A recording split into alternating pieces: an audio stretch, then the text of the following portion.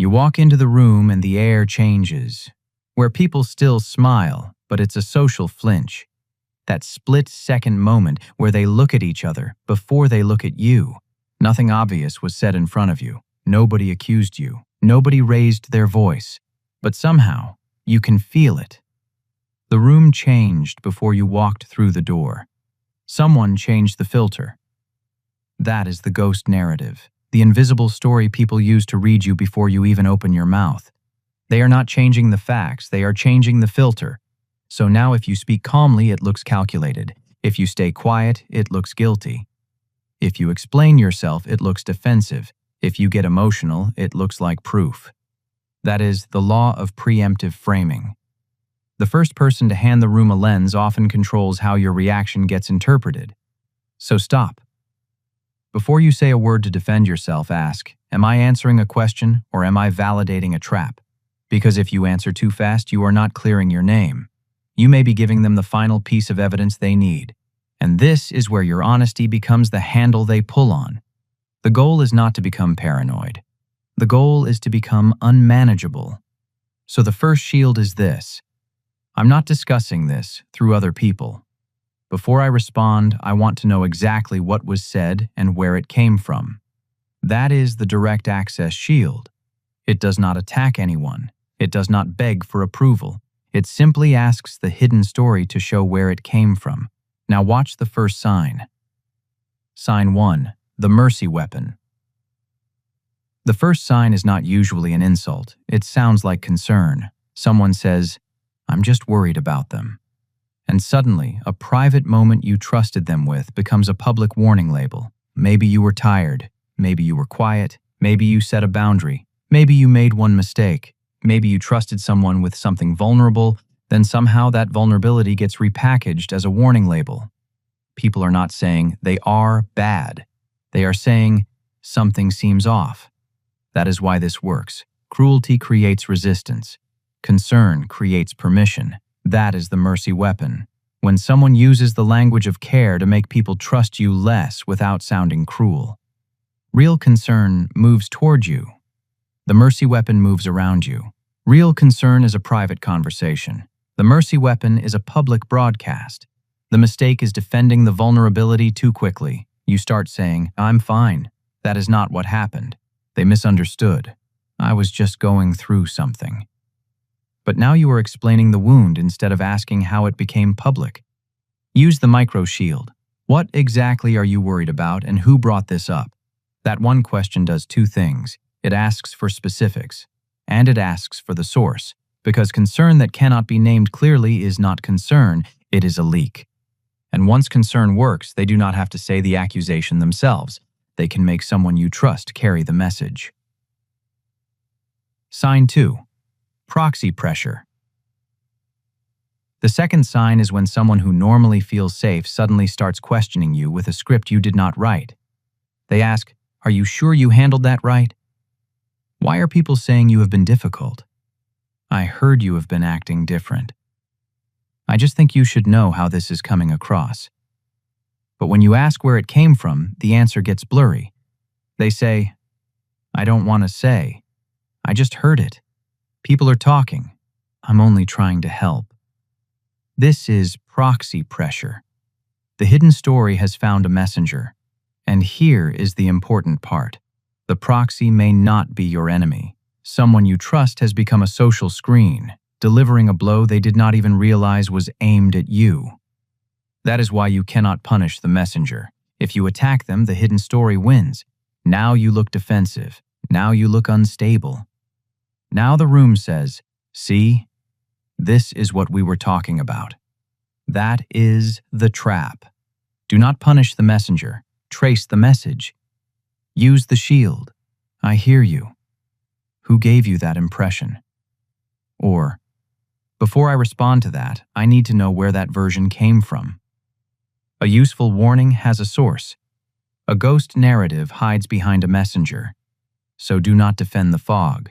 Find the source. And if you have ever felt the social flinch, where in the moment you walked into a room, you knew the story about you had already changed. Comment, the room changed. No details needed. Because once you can spot the messenger, the next move becomes even more dangerous. They get to the story first. So by the time your truth arrives, it sounds way too late. Sign 3. The late truth trap. The third sign is when you finally hear what was said about you, but the room already has a frame. Someone says, "I heard you were being difficult. I heard you were jealous. I heard you were unstable. I heard you made everyone uncomfortable." And now you are defending a version of yourself you have not even met yet. This is the late truth trap. A rumor is a mistake. A ghost narrative is a pattern that serves a purpose. The danger is not just that someone said something false. The danger is that the room had time to rehearse how to interpret your response. So when you finally explain yourself, your truth is not heard as truth. It is heard as damage control. If you speak fast, you're panicked. Bring receipts, you're obsessed. Stay calm, and you're cold. The mistake is trying to win the mood. You try to make people feel better about you before you even know the exact claim. That is backwards. Stop trying to win the mood. Start naming the claim. Use this shield. Before we debate my reaction, let's name the actual claim. That is the social receipt. You are not refusing to answer. You are refusing to answer fog. Late truth does not need panic. It needs a social receipt. Now pause and check yourself. Are you explaining or are you fighting? If you are explaining to people who refuse to name the claim, you are still inside the ghost narrative. The answer is not silence. The answer is structure. Do not attack the source. Defund the narrative. Because once they control the timing, the next move is quieter. They start removing the people who could prove the ghost narrative is false. Sign 4. Social asset stripping. The fourth sign is when people do not all turn at once. That would be too obvious. Instead, support disappears in pieces. One person stops texting back, one person becomes busy. One person stops defending you in small moments. One person says, "I do not want to get involved." One person starts treating you like social radiation, like being seen with you might cost them something. And the strangest part is this. Nobody officially accused you. You are not being confronted. You are being separated. This is social asset stripping. They are not just pulling people away from you, they are removing the people who have enough context to challenge the story. They are not taking your friends, they are taking your witnesses. A person who knows your character is dangerous to the ghost narrative because they can say, "That doesn't sound like them." So the hidden story has to isolate you from people with context. The mistake is chasing everyone one by one. You send long messages. You explain yourself again. You try to repair every cold response. You beg people to remember who you are. But now, you look desperate, and desperate is easy to frame. Use the shield. I see the pattern. I'm moving based on facts, not whispers. Or, I'm available for the truth. I'm not available for rumor management. That is how you stop chasing the room. You protect the evidence. Not every social misunderstanding is a plot, but every plot uses patterns, so you are not assuming everyone is against you. You are watching whether the same story keeps separating you from people who know your actual character. And if witnesses are being removed quietly, the final question is simple. Who benefits while looking uninvolved? Sign 5. The clean hand move. The fifth sign is the hardest to see because the person driving the damage may look like the calmest person in the room. They are not yelling, they are not openly accusing, they are not chasing attention. They may even say, "I just want everyone to be okay. I do not want drama. I'm staying out of it. I hope this gets resolved." But somehow every version of the story benefits them. You lose trust. They gain sympathy. You look reactive. They look reasonable. You explain. They observe. You become the noise. They become the calm. This is the clean hand move. They create the conditions, then let the room punish you for them. But here's the anti-pawn logic check. Do not judge by who looks calm. Look for the disparity of intensity. The person who looks calm may just be the person who had more time to prepare the room. That does not automatically make them guilty, but it tells you where to look.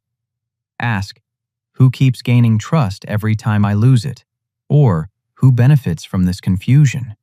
That is the final shield. Stop watching the noise, start watching the benefit. Because the loudest person is not always the source. Sometimes the source is the person whose hands look clean because everyone else is carrying their message. And this is why the danger is not always chaos. Sometimes the danger is quiet control. Every move you have seen is just one brick in the ghost narrative.